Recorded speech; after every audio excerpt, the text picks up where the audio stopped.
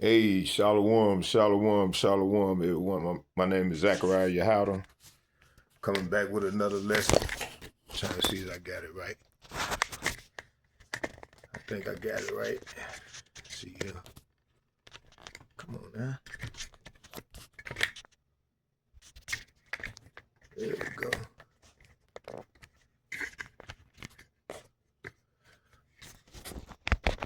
Uh-oh, I think I'm in business. All right, there we go. Hey, Shalom, Shalom, Shalom, everyone. Coming back with another lesson. Prophesying the downfall of Babylon, a.k.a. America, home where all the gross abomination occur. Let me see. Let's do the copyright thing real quick here. See here.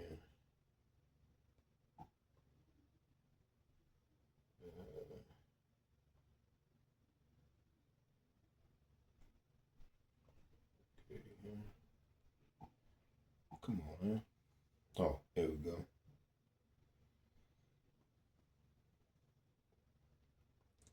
Yeah, Shalom, Shalom, Shalom, everyone. I'm back. Let me see here.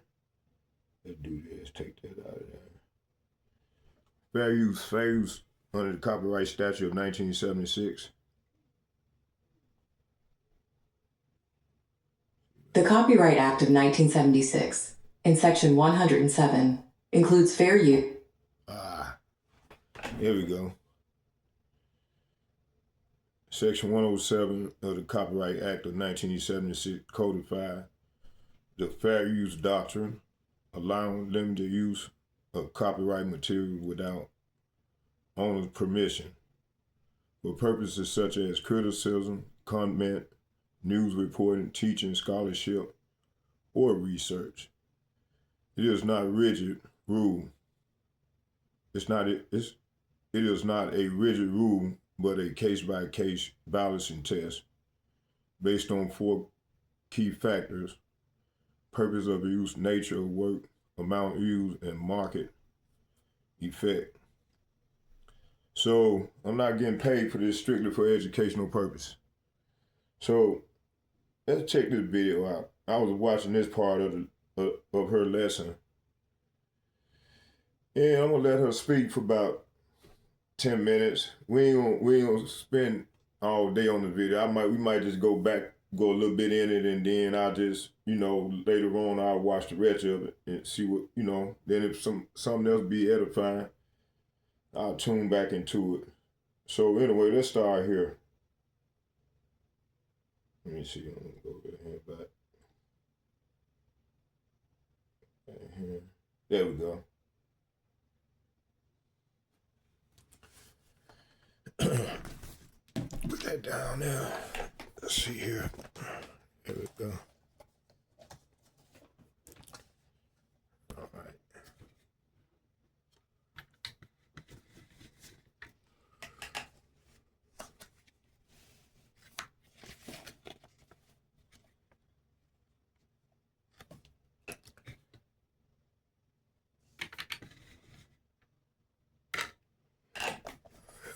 Right down.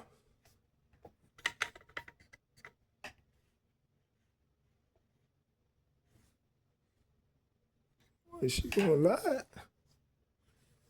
Okay. I'm going to talk about Israel's cartel connection. Hold on. And also the U.S. cartel connection. So we're going to get into all of... Let me,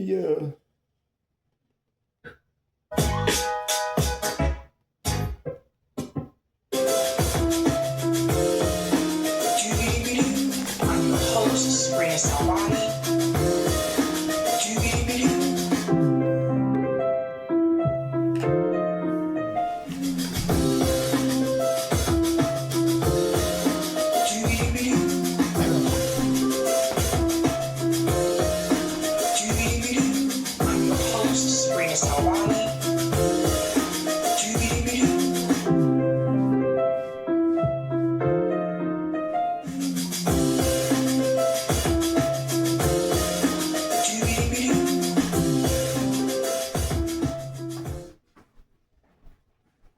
All right, ladies and gentlemen, we get your popcorn ready. Okay, get your popcorn ready, ladies and gents. We have to start off opening the show with this particular picture because it was brought to my attention that Erica Kirk is going to be a guest tonight at the State of the Union address. I'm not joking. I kid you not.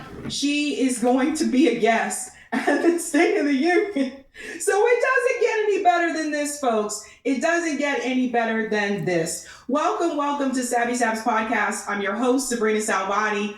Welcome, guys. Shout out to everyone watching on YouTube, Rumble, and Twitter. We have quite a bit to get into tonight. Yeah, I couldn't believe it myself. If you're just now joining, FYI, it has been announced that Erica Kirk is going to be a guest of Donald Trump tonight at the State of the Union address, which that starts at 9 o'clock, which we will cover. We'll get into part of that as well. But it just doesn't get any more crazier. So I hope you do have popcorn ready tonight. We have quite a bit to get into. But welcome back, fam. Let's go ahead and give some shout outs to people in the chat, ladies and gents. Oh my God.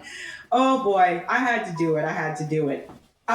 Greetings, HH says free America from APAC. Yeah. Shout out to Kelly says, Savvy, hope you got my email on Song of the Saints Christian Zionist Music Tour in the US, kicking off in March to convert the masses through song. If not, let me know where to send. Thank you. Let me check my email, Kelly. Let me check. I got a lot of emails right now, but let me check it. And I can let you know next show. Greetings, XZ says, from pro-intelligence propaganda, Israeli Jeffrey Epstein, Jewish Mossad, lobby files, Ambassador APAC Taurus. Shout out to Silver Surfer says, peace, love, savvy. Greetings here. Cloudness says, all right, now salute Sabs and everyone in the building. Let's see what's popping from Savvy and her brilliant outtakes. B1 fam, Pisces season, gang. Yes, it's Pisces season. I'm a Pisces. If you're a Pisces in the chat, say Pisces. I'm curious to see if there's others. Greetings, Bill Bobby says, watch for Trump slipping like Biden tonight. No way he's making it through without Biden moments. Yeah, unless they gave him something. Shout out to one pissed off citizen who is laughing. Greetings, Carell said, Donald Dump gonna be talking about himself again. Greetings, Jill says, nasty. Shout out to Loren says, hi, Savvy, Eric, Corey, and RBN fam. Ready for a rambling State of the Union. Greetings, all one same says, no time for State of the Union. I'm trying to lose my chains learning about alternative economies at free. Claire Mate, author, Escaping Capitalism would be a good guess. Thank you, Savvy. I'll have to look into her. Greetings, Stein says, keep it a bean. Shout out to Hannah G says, Sab. Greetings, Ting Ting says, hi, everyone. What's going on, Randy says, good evening, Savvy and my revolutionary family. The salute of our union is hopeless. Unfortunately, it seems. Greetings, the Capitol says, got my rice and my lemonade. Let's go. Or rice and lemonade. Lemonade works as well. Shout out to Mr. says, if Ayatollah once, Ayatollah twice, stay out of Iran. Greetings, Bev says, got the popcorn. Bev already knew. Some of you already knew what was up. One pissed off citizen said, I got the popcorn and the Heineken alive and ready. Not the Heineken. Not the Heineken. Oh my gosh. And shout out to Lauren said, shouldn't BB be delivering this? Everybody already has their jokes. Greetings, C. Shada says, A Savvy. Shout out to JB says, hello everyone. Happy Tuesday. And shout out to Crystal says, good evening, everyone. Let's go ahead and get things started, ladies and gents. We have so much to get into. Like I said, I want to go ahead and give a shout out to everyone who is a Savvy patron. Dun, dun, dun. Shout out to everyone who is a Savvy patron. Thank you guys so much for your support. Really do appreciate you, fam. If you're interested in being a Savvy patron, I have 5 categories here. We have the ultimate, the Sabinators. Don't forget about those Sabsters. We think they're pretty cool too. They're also Sabbies, and they're not too shabby. That's what we're saying. The Sab, saying about Pisces. The other saying about Pisces is that it's like, you guys know how it is. She said that she would not withhold weapons to Israel. So there were imaginative, and I think those things are true as well. But yeah, we can moody, yes, measured man. They say we're moody, we're booty. Yeah, it's true. All right, ladies and gents, tonight's theme is old dog, new tricks. Can you teach an old dog new tricks? The saying is that you can't. You're going to see some of that tonight. Let's go ahead and show you that thumbnail so you can see what we are discussing tonight. Yeah, we're covering other stories too, not just the State of the Union address, because like I said, not everybody wants to see the State of the Union address, right? So we have other things that we need to talk about as well. Tonight, we are discussing the Epstein babies bombshell. We're going to talk about this new story that came out about the babies that were produced during all of this trafficking. There are things that have been revealed now from a young woman's diary where it appears that she did indeed have a baby. She's not the only one. So apparently there was reproduction here that did happen. And my question is, what happened to those babies? We're also going to discuss, unless you're sleeping under a rock, Donald Trump is giving his State of the Union address tonight. And apparently it has been announced that Erica Kirk is going to be his guest. Oh my God, it's too much. We're also getting into this, guys. We have an update about the Iran war. As recent as of today, actually, it looks like they are going to try to move forward with this attack, but they did have something that kind of foiled their plans, which I think is hilarious. We got to talk about what happened on the military ships as well. We're also going to discuss, this is a big story here, Kamala Harris DNC report, the secret report, which has now been leaked that they did not want you to see, which reveals damning results, which we kept trying to say on this show and others, why she lost this election. You guys need to see this. And what does this mean for the Democratic Party going forward? And last but not least, everyone's talking about the cartel incident in Mexico. They're talking about the gentleman that you see there in the square, which was just killed during a military operation, and that there are U.S. tourists there who are pretty much stuck at this point in time. But people aren't really telling you where these weapons are coming from. So we're going to talk about Israel's cartel connection and also the U.S. cartel connection. So we're going to get into all of that tonight, ladies and gents. Again, the theme tonight is old dog, new tricks. If you haven't done so, do me a solid, could you? And smash that like button. And if you're new, don't forget to like, sub, and share, just like a Care Bear. So let's go ahead and get into it. Oh boy, oh boy, oh boy. Here we go. This first story. Axios, for whatever reason, seems to capture a lot of leaks. And they captured one recently that has a lot of people talking about the DNC and what happened in 2024. There was a secret report that has been leaked that shows exactly what caused Kamala Harris the election. Let's go ahead and bring this in here, ladies and gents.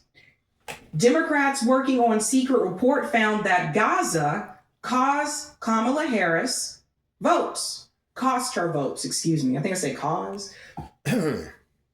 Hey, Shalom, I'm back, y'all. I wanted to bring out something. It says here,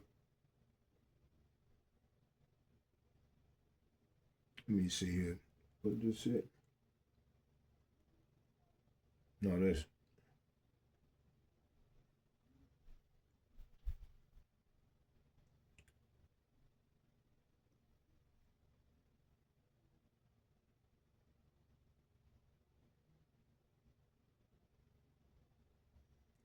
Okay, let's start here. It said the Bible strongly condemned taking money from others for selfish gain, particularly through exploitation, extortion, or taking advantage of the poor. Such actions are viewed as sin, with warning that unjust gain brings ruin, while honest labor is honor. Wealth acquired by oppressing others is considered temporary, often falling into the hand of those who are kind. John English Lee. It said a key Bible principle regarding unjust gain, condemnation of oppression. The Bible warns against exploiting the vulnerable, such as charging excessive interest or usury to the poor. Okay, let's get Proverbs chapter 28, verse 8. See, man, these people, hold on here. Proverbs 28, verse 8. Matter of fact, hold on here. Let me do this. Let me go to my blue letter.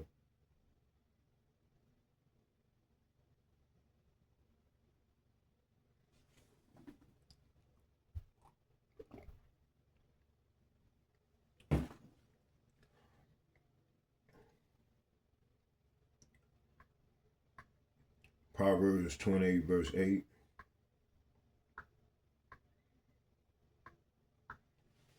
Proverbs 28, verse 8, and it reads, I'm going to start at 7.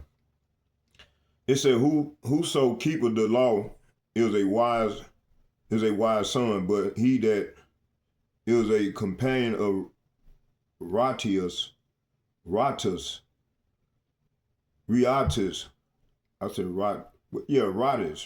Riotous, men, shameless his father.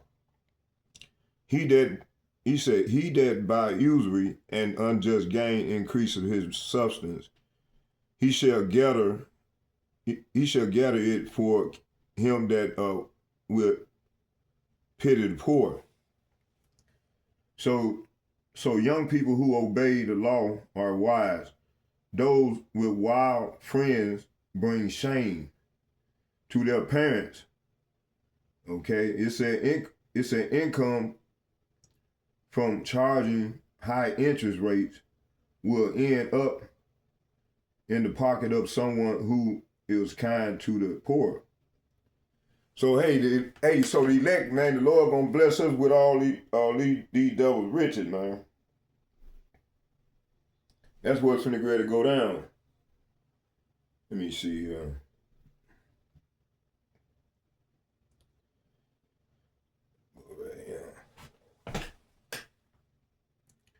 Let's get Proverbs chapter 13 verse 22. It said, and good man leaveth an inheritance to his children, and the wealth of the sinner is laid up for the just.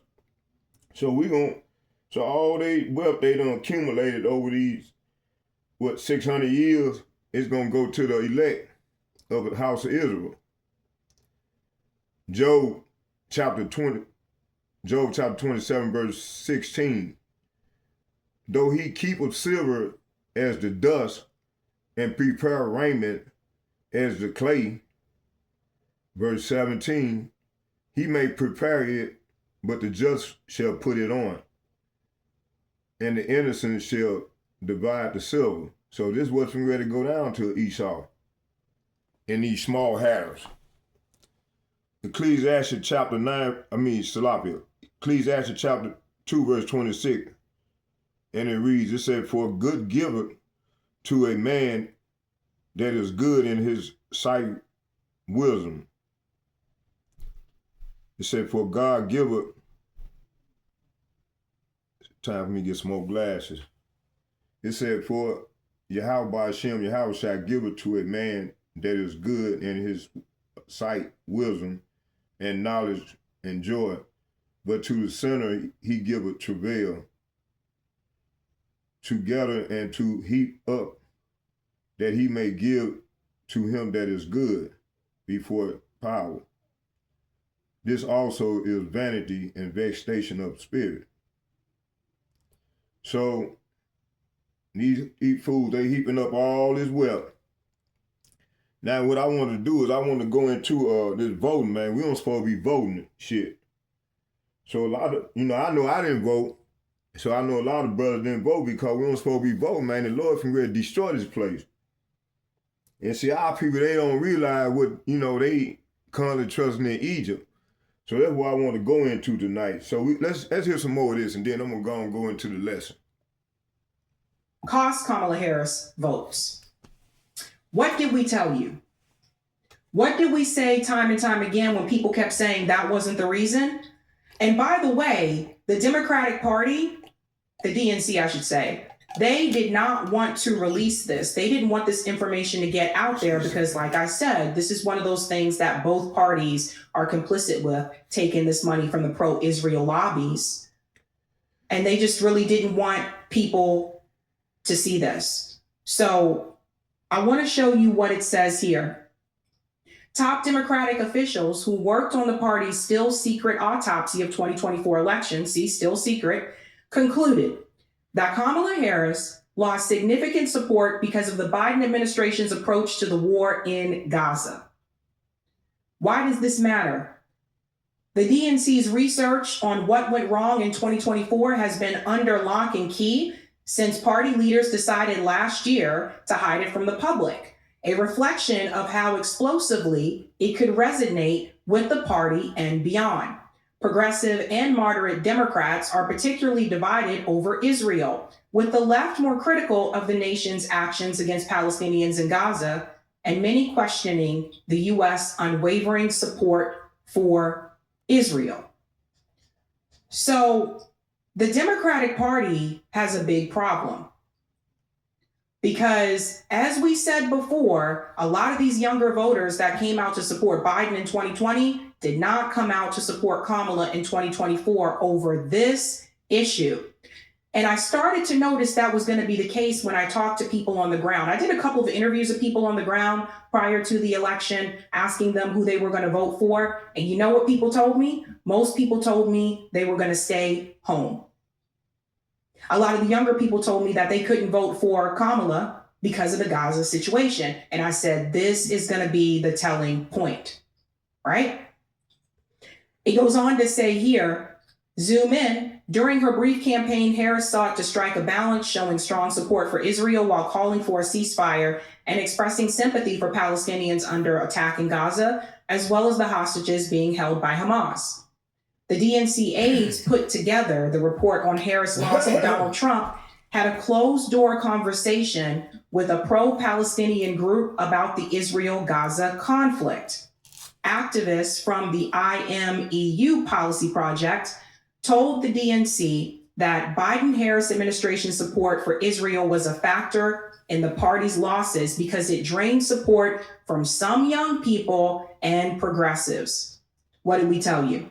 Hamad Bindis, a spokesperson from the IMEU Policy Project, said that during the meeting, the DNC shared with us that their own data also found that policy was, in their words, a net negative in the 2024 election.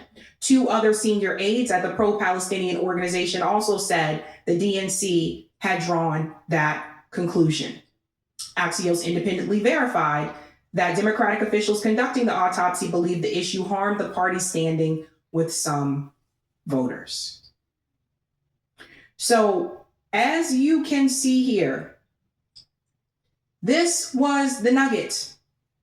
This was the big one, right? And I think I'm going to see if I can pull up that chart from Gen X Girl, because she had those numbers of the uncommitted voters. I'll check that in just a second. But this was a big issue for Kamala Harris, and not just younger people. Some of the older voters, too, said they couldn't do it, told me to my face they could not do it because of this issue alone, right? Now, that doesn't mean they went and voted for Trump. A lot of these people just stayed home. And while many of us were hoping that people would come out and vote third party, that was not the case at all. I want to remind you of what was said here when Kamala was in Michigan. This is... You know, the Lord controls everybody. Man's going is of the Lord. The Lord set this nigga up in office, man. So the Lord gonna be the one to take this nigga down and these people down. So right now the Lord is, like Amawada Bar said earlier, I was just watching this video. The Lord is making inquisition on these people. The Bible is strongly condemned taking money from others for selfish gain, particularly through exploitation, extortion, or taking advantage of the poor. Such actions are viewed as sin, with warning that unjust gain brings ruin. While honest labor is honored, wealth acquired by oppressing others is considered temporary, often falling into the hands of those who are kind. See, we are kind, the Israelites, the righteous Israelites. A lot of our people have been brainwashed, man. They done became monsters like this nigga. No following the ways of these heathen. He don't have no integrity. And then, they glorify the wicked. So they started acting like the wicked. It's an unjust gain, condemnation, and oppression. The Bible warns against exploiting the vulnerable. Man, it's a lot of us out here, millions and millions of us vulnerable. But who gonna stand up for us? Only why I tell you gonna stand up for us the Lord. Because he's the one bringing the pain. He wants us to acknowledge him. And see, our people don't put him at the back seat and put this nigga here, Esau, at the front. Okay? It's a condemnation or oppression. The Bible warns against exploiting the vulnerable, such as charging excessive interest or usury to the poor. And get that Proverbs 28 verse 8 again. It said, he that by usury and unjust gain increases his substance, he shall gather it for him that will pity the poor. So that's right, man. The Lord gonna take from this nigga, and he gonna restore his people. Okay. It said principle, the key biblical principle regarding unjust gain, condemnation of oppression. The Bible warns against exploiting the vulnerable, such as charging excessive interest or usury to the poor. Proverbs chapter 28 verse 8, Leviticus chapter 35.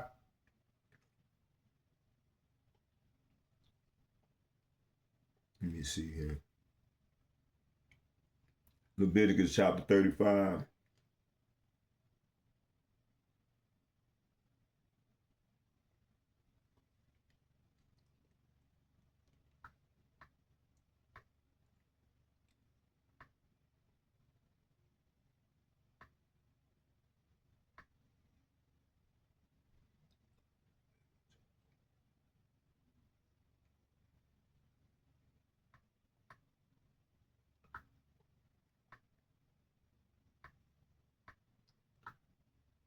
Leviticus chapter 25, verse 35. This is talking about the poor countryman. It said, and if thy brother be waxing poor and falling in decay with thee, then thou shalt relieve him. Yea, though he be a stranger or a sojourner, that he may live with thee, take thou no usury of him, or increase, but fear thy God, that thy brother may live with thee. So these two verses, these two verses here is saying, if one of your fellow Israelite falls into poverty or cannot support himself, support him as you would a foreigner or a temporary resident, and allow him to live with you. It said, do not charge interest or make a profit at his expense. Instead, show your fear of God by letting him live with you as your relative, but these people ain't doing that, man. How could they be the Israelite? You know that goddamn company, what is it? BlackRock, Blackstone, all these elites. That's how I live. Cause this is the last hurrah, Jack. This is the last hurrah. The Lord told me to say it. This is y'all last hurrah, Jack. Okay, we're gonna leave there. We're gonna go here.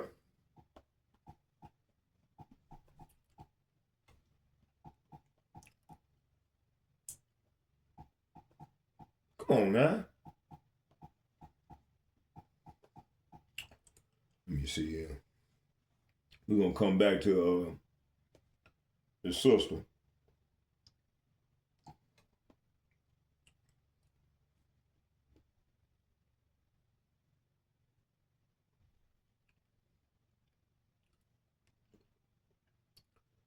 I want to go into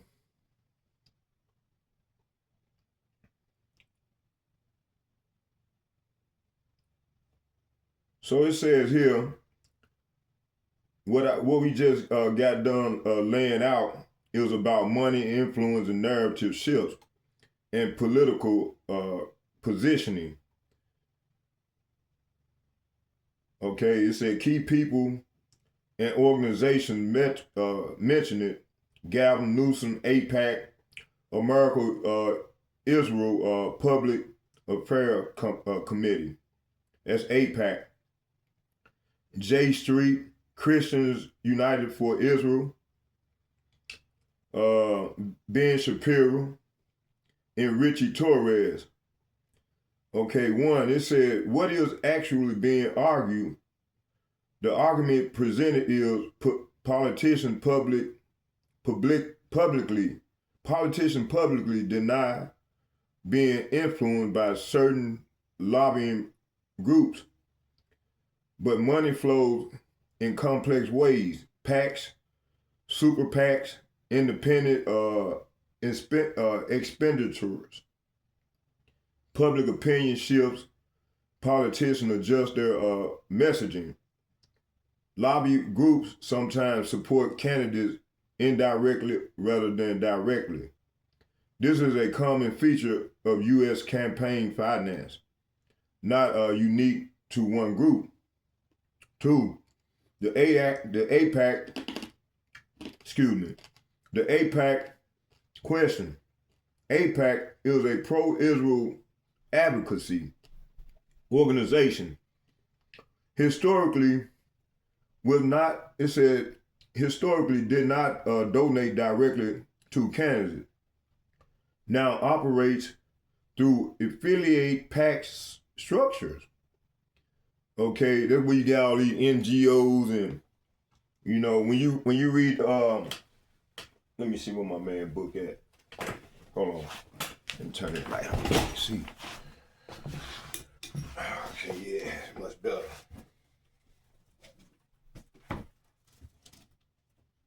See, when you go into this book right here, it breaks it down. This brother here, Patrick Wood, he might be a Jake.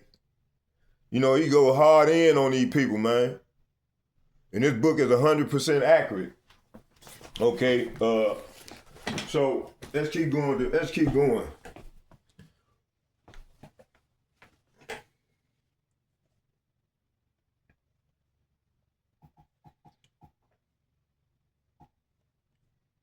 It said taking money from PACs. Hold on, let me see where I stopped at. Oh yeah, let's go back here. It said the AIPAC question. AIPAC is a pro-Israel advocacy organization. Historically, did not donate directly to candidates. Now operates through affiliate PAC structures. Important distinction. It said taking money from a PAC / being directly controlled, but money can absolutely influence political positioning. That's true across the board. Or industry PACs pharmaceutical PACs, defense contractors, environmental groups, labor unions, pro-Israel, pro-Palestinian groups. In the U.S., politics influence almost always following funding. It said 3, messaging shift analysis, political strategies. When the politician tone changes, it usually means one of 3 things. 1, polling shift, party strategy shift, campaign positioning for future elections, election shift. If someone is eyeing 2028, they will absolutely test language that appeals to party base, major donors, swing voters. That's not conspiracy. That's campaign mechanics. I said mechanism. I was reading that word. I read that word earlier. So that's campaign mechanics. 4, follow the money. Okay, the phrase follow the money is valid in political analysis, but it may be done carefully. It said, look at public campaign finance records. Look at the super PAC spending. Look at bundles donations. Look at the independent expenditures. Without documentation, it becomes speculation. With documentation, it becomes analysis. 5, it said important guardrail. The phrase they've been in Congress ever since this place was founded. This kind of framing can slide into dangerous territory. All right. It said there is a difference between critiquing lobbying structures, critiquing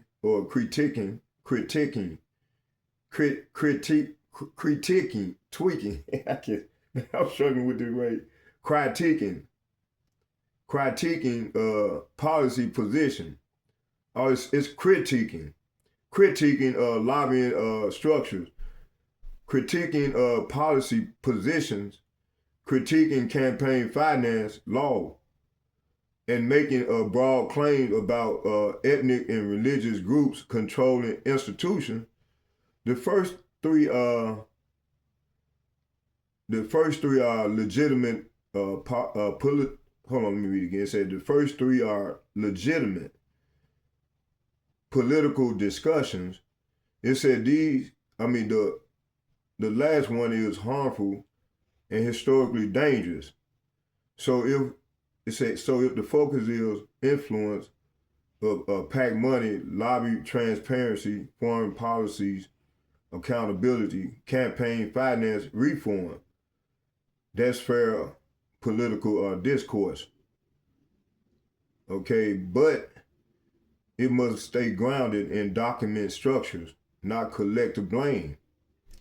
6, it said genocide framing. When politicians avoid or embrace that term, it is usually legal positioning, diplomatic positioning, party alignment, voters alignment.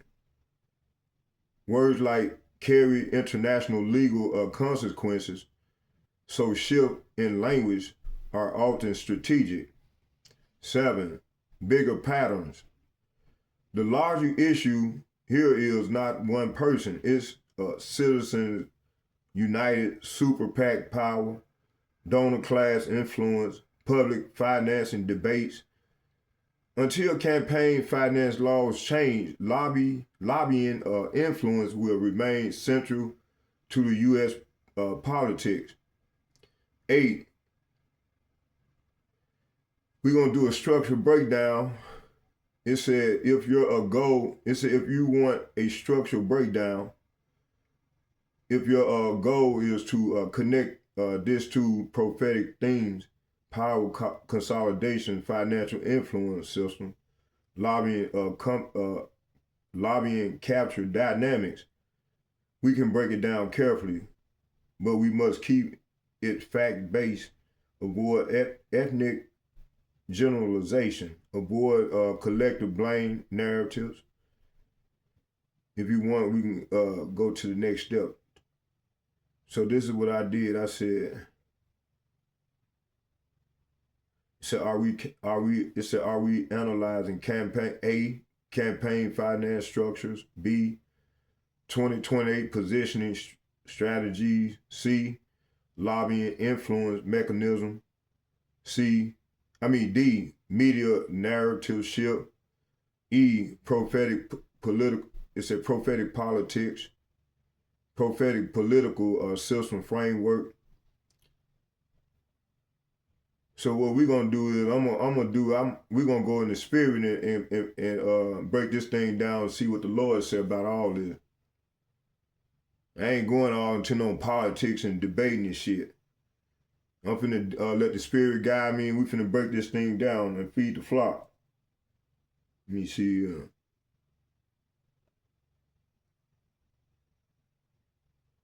Okay, we're gonna start right here. It said what scriptures actually teaches about power and money.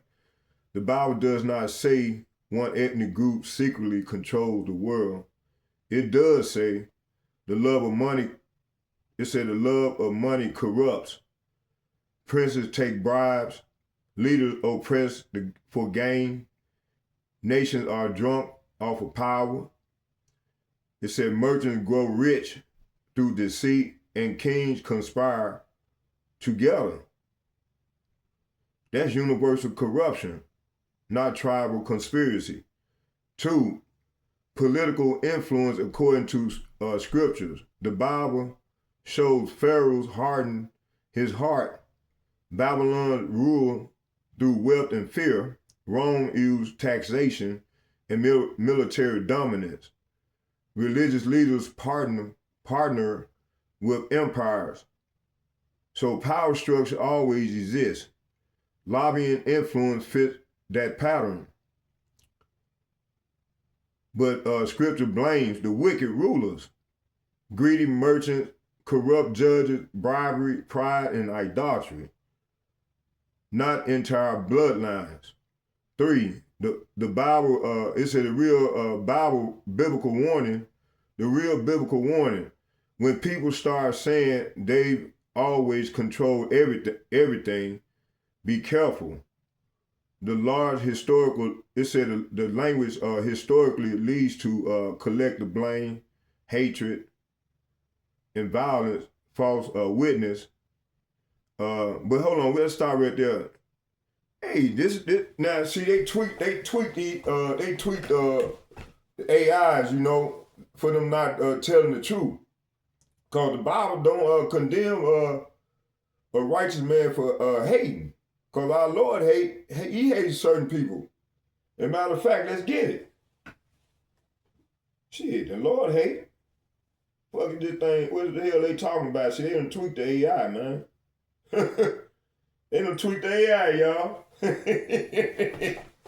Shit, I know that verse. Let me get it. Let's see, we're gonna go here.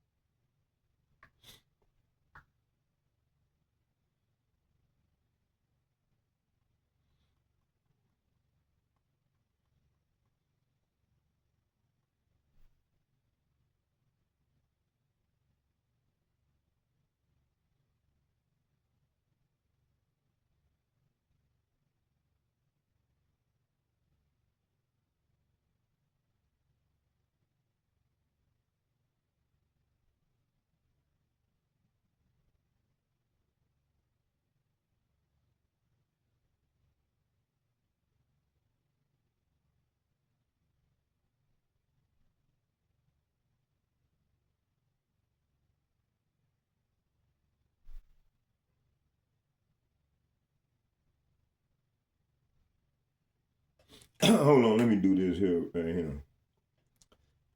Let's see.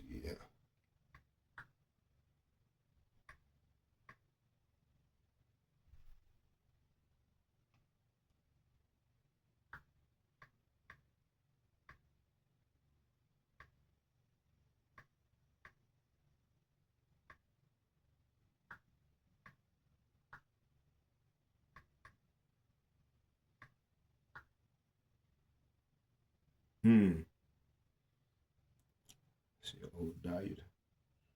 Obadiah 1. Let's go there.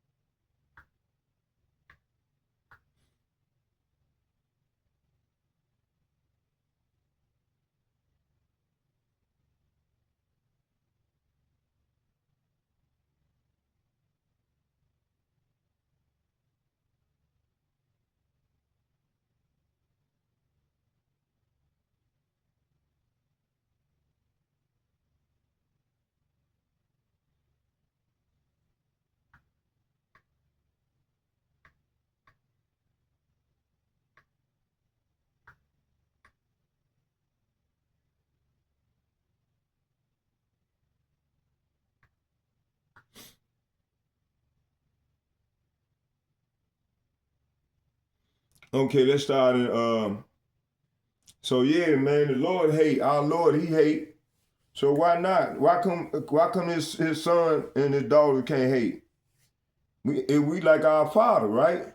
So we supposed to hate these people, man. We supposed to hate this wicked that being carried out throughout the earth against the poor. So I'm gonna start right here in Malachi, the first chapter, and I'm gonna probably read down.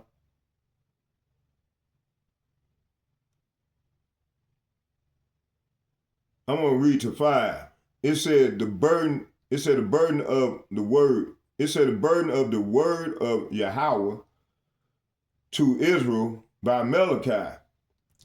Okay, verse 2. It said, I have loved you, saith Yahweh. Yet, ye say, wherein has thou loved us? And the Lord went on and said, was not Esau Jacob's brother? Said Yahweh, yet I love Jacob. Verse 2, and I hated, say what? And I hated, say what? And I hated, say it loud again, say it real loud. And I hated Esau and laid his mountains and his heritage, say what? And his heritage waste for the dragons of the wilderness. So the Lord hate these people. And then that's why I call our people, man, a lot of these people got Stockholm Syndrome. I'm going to go into this. And you got these niggas out here trying to save these people, man. Crazy them up. Man, let's read that again. Hold on. The burden of, it said the burden of the word of Yahweh to Israel and by Malachi. Malachi was one of the prophets in the books of the prophets. Verse 2, it said, I have loved you, saith Yahweh. So our Lord, our Father Yahweh, we call him Abba. A-B-B-A, Abba. Abba, Father. Abba means father in the Hebrew. It said, I have loved you, say Yahweh.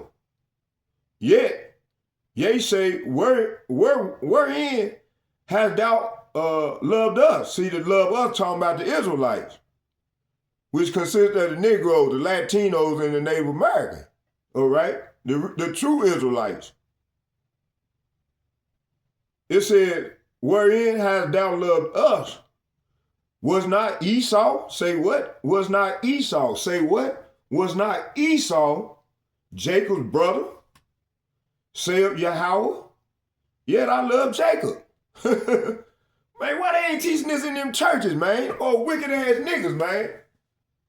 Them niggas don't know it. Shit, they don't see this. They don't read that book. Verse 3, I hated Esau, say what? I hated Esau and laid his mountains to his governments that he run. And his heritage, say what? And his heritage, say what? And his heritage waits for the dragons of the wilderness. So the Lord finna send these dragons from the wilderness at their ass. That's what's finna get ready to go down. They ain't telling y'all this. Crazy motherfucker, you got old girl. Let's watch that video again. Hold on. Let me find that video. Before we go back to old girl. Let me see here. I need that video where that lady was offending Donald Trump.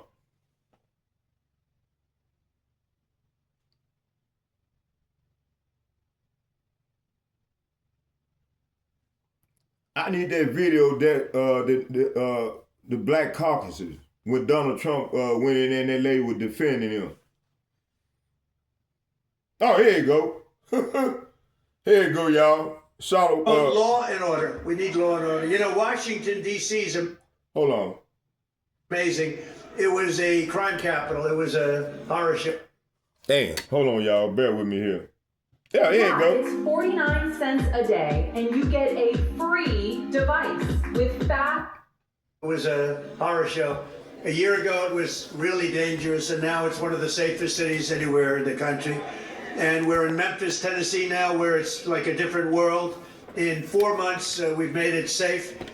We're in Louisiana, as you know, we're in lots of other places, and we have the lowest crime numbers that we've had in many years. We have the lowest murder numbers in 125 years, since 1900. And that's despite the fact that a lot of people are here, but those people have been taken out. Lots of them have been taken out. That's why we stopped the invasion at the southern border. And just 1 year ago, and think of this, 1 year ago, we had the absolute worst border that we've ever had, and now we have the safest border that we've ever had. So it's going to be really something. 125 years ago, that's before my father was born. I had a wonderful father, but that was before. So we have, murders are down from 125 years. We had the best numbers. When you think about it, that's pretty incredible. And those numbers are made up by Democrats. Can you believe it? They don't want to give me those numbers. They can add a couple of people here and there. But I've also deployed the National Guard to bring back safety to Memphis and to New Orleans and Washington. Horror show. A year ago, it was really dangerous, and now it's... Here you go.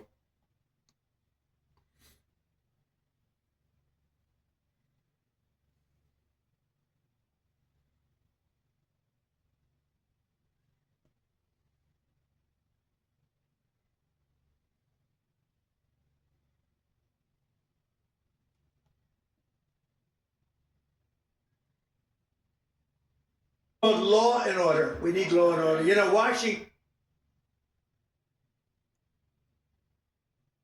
I'm going to say it right here. To Memphis and to New Orleans and Washington and the northern border and just... In fact, let's just watch the whole law and order. video. We need law and order. You know, Washington, D.C. is amazing. It was to see now where it's like a different world. In 4 months, we've made it safe. We're in Louisiana, as you know, we're in lots of other places, and we have the lowest crime numbers that we've had in many years. We have the lowest murder numbers in 125 years, since 1900. And that's despite the fact that a lot of people are here, but those people have been taken out. Lots of them have been taken out. That's why we stopped the invasion at the southern border. And just 1 year ago, and think of this, 1 year ago, we had the absolute worst border that we've ever had, and now we have the safest border that we've ever had. So it's going to be really something. 125 years ago, that's before my father was born. I had a wonderful father. Y'all had it wrong. I'm had to sit it back like that there. 125 years, we had the best numbers. When you think about it, I had it upside down. incredible. And those numbers are made up by Democrats. I'm going to go and leave it on upside They don't down. want to Shit. give me those numbers. They can add a couple of people. Sit it here and on there. upside down. Y'all had it. I had it upside down. So let's leave it like that Bring there. back safety to Memphis and to New Orleans. They're gonna mess and the video Washington. up. The National My Guard fault, is y'all. incredible, and people are safe. In the case of Washington, the restaurants were all closing up. People were getting really badly hurt and killed. Frankly, many people killed. And now you can walk down the street and you have nothing to fear. We have one of the safest cities in the world, and it happened very fast, Bruce. One of those who knows the importance of this mission is Felicia Cook, a lifelong Washingtonian who tragically lost her grandson to violence in 2017. Felicia, we're so sorry, and you are a spectacular person. If you could say a few words, please. Thank you very much. Yes, come on. Oh, yeah. Oh. Help her up. We don't want any mistakes. Come on. Thank you. Yes, you can.